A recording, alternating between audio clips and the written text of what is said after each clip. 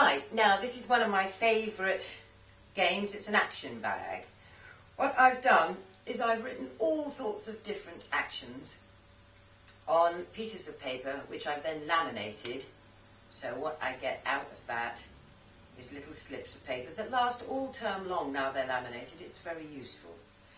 In this action bag we have some simple tasks like brush your hair, clean your teeth.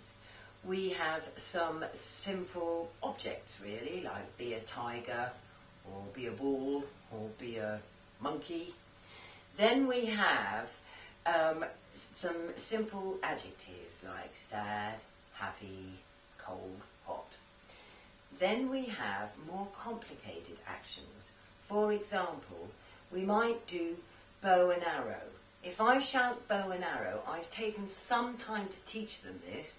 So what they must do is take the arrow from the pack at the back, place it in the bow, pull the bow back, shoot, and then look to see where the arrow has gone. Then I might ask one or two children, where did your arrow go? What did it hit?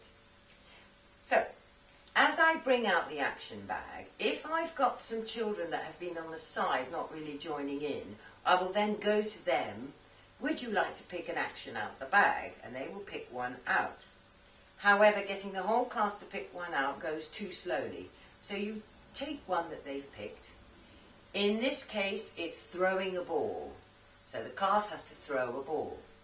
Once that's done, I then go fast for a minute. I go 1, 2, 3. Stand on one leg. 1, 2, 3. Ice skating. 1, 2, 3.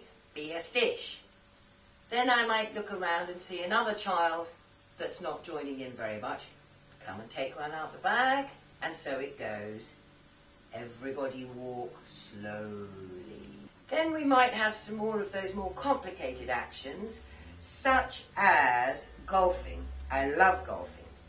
This is what they have to do. This is where I'll go our camera number. Take your ball out of your pocket, place it on your tee. Get your golf club, settle down. They love that bit. Settle down. Legs wide, swing back and hit that ball. And where did that ball go?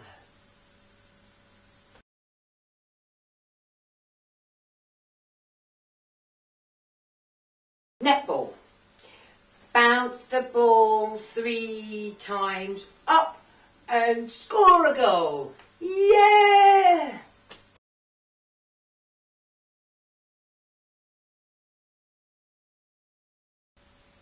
Right, one of my favourite games, particularly if they've got a bit excited and they need to be calmed down. This game works very well. It's a rope. Big rope, and it's got a knot on it. Whoever has the knot is the person that is allowed to speak. So we sit in a circle and a child holds the knot. Now they have 3 options. Would they like a wish? Would they like scary? Or would they like busy? So let's go for wish first. They hold it and you say, would you like a wish? What do you wish for? And they will say, I wish I had a dog. So then the whole ring of children goes, pinky, pinky, thumb to thumb. Wish a wish and it just might come. So that's wish. Then we have scary. You might say to a child, do you want scary? And they go, yes, I am scared of ghosts. So then you all go, scary, scary, go away. And don't come back another day. Then we have a slightly more interesting one, which is busy, where it comes round to the child, I'm Jane. The whole ring would go, Jane, Jane, will you play with me? Then I go, no, I'm busy. Then the ring of children says, what are you busy doing? Then the child has to mime something, such as cleaning your teeth, brushing your hair. Sometimes they might actually get up from the ring and do a larger mime around the classroom. It's up to the teachers whether they want to stay in their circle or whether they want to leave it. So that's busy. Then one doesn't need the rope particularly for this next one. I find sometimes the rope, by the time you've done 3 games with the rope, they start fiddling with it. So occasionally it's a good idea to just pick it up and take it away.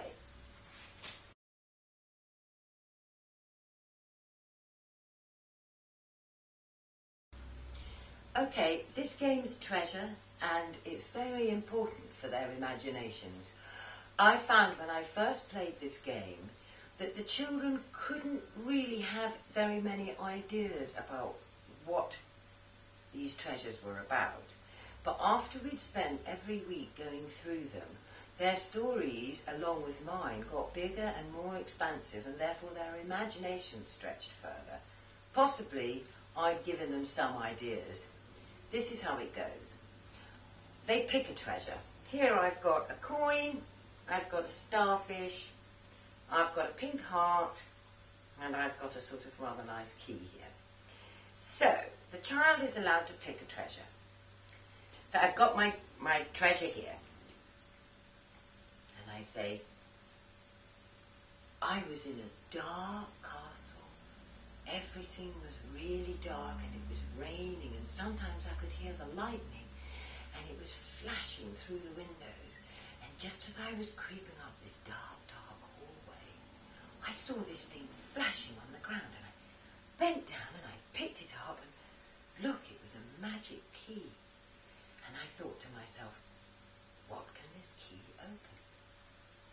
So I went along the dark corridor with my key, and I saw a box. So I opened the box, and inside it was a cloud of the most beautiful butterflies. They were wonderful. They fluttered all around me, and the more they fluttered around me, the more the storm stopped. And then the sun came out, and I thought to myself, this is a magic key. I'm going to take it back to the children in my class, and I'm going to work some magic with them. So now I'm here with you all. I'm going to rub it, and you're all going to turn into ballerinas. Yes, it works! So that would be my story, or many stories I'd tell. Then it's the child's turn, and you'll say, which one would you like to choose? Well, one of them might choose the starfish, and I will say to them, so where did you find this starfish? Was it by the sea? No, you found it in London. Gosh, what a strange place. Oh, you were in an aquarium, I see. And has it got a name? Oh, it's called Fred. Well, is Fred the starfish magic? Can he make us do anything? Oh, he can make us all laugh, can he? Ha ha ha ha! Everybody laughs. A child might pick the coin, especially the boys actually, pick the coins. The girls pick the pink and the jewellery, and the boys pick the coins, and the car keys is another one I use. And they will pick that up, and I will say to them, now where did you find that? And they'll tell me. And I might ask them some questions about why they were there or what they were doing. Then I'll say, does it have a magic power? And 9 times out of 10 they say yes. And I say, what happens? What does it make you do? Now, they've got 2 choices. They can either say, it makes me very rich, or whatever, something magic for them. Or they might say, it makes everybody in the ring itchy, so then everybody has to itch.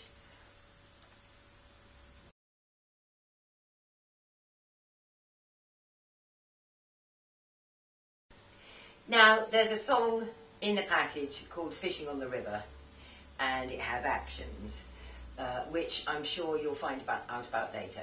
But this is a game we play with this song, and everybody sings the song while a child attempts to fish the fish.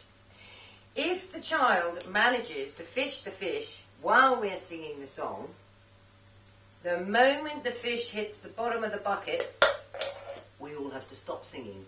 Now this creates quite a good mood. All I've done here is make a little wooden fish and put an upside down hook in it. Fishing on the river till the sun goes down. Autumn leaves are falling gently to the ground. Silver fishes swimming around, around, around. Fishing on the river till the sun goes down. That's the actions, but this is what we do when we play this game. Fishing on the river till the sun goes down. Autumn leaves. And they just think that's so funny. Sometimes they take a long time to fish it, sometimes they take a short time. It's a very simple game, but it does keep them happy.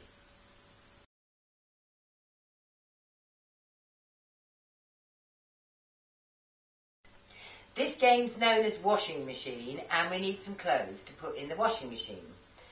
So let's get these here, which are all quite nice bits of material. Then I'm going to have the children sit in a circle round here. We are the washing machine. So let's ask the children first what they'd like to put in. You'd like to put in socks, okay? Put in the socks. You'd like to put in a t-shirt? Give it to me. Oh, that needs a bit of a clean, and we pop it in. Then we all close the door. Everybody follows me. Close the door. Open the drawer. Pour the powder in. Close the drawer. Turn it on.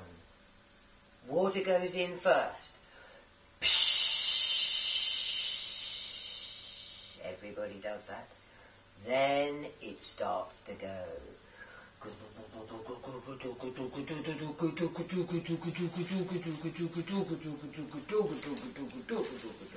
Believe you me, they just love this bit. Stop! Click! Water has to come out. Out comes the water. Then it's got to spin dry.